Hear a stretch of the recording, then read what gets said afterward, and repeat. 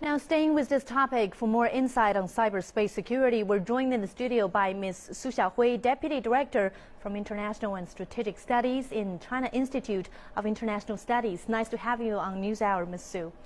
Well, cyberspace security is one of the most discussed issues between China and the U.S. Of course, this issue has been raised many times between high-level exchanges of the two countries. And only recently, it seems that things have escalated. And this time in particular, it's getting really fierce.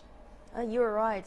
We have heard about the critics from the U.S. for many times in history, but this was not a new topic.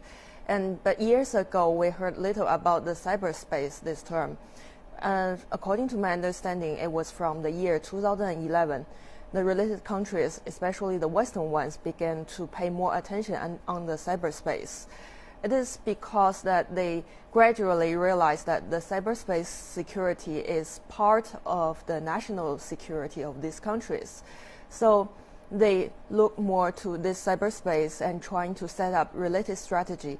I remember that in March 2011, the defense ministers of the European countries held a meeting to discuss a defense strategy for cyberspace for the NATO. And in the same year, the U.S. also released an international strategy for cyberspace. So since then, the Western countries began to talk more about this topic, and at the same time, they developed their approaches and technologies concerning this topic. So there's another copy of the China threat theory recently. And you know that with the Western countries developed their own strategy on security, they need to find a so-called imaginary enemy or a target. So with China's development and China's increasing capability in cyberspace, China has become one of the targets.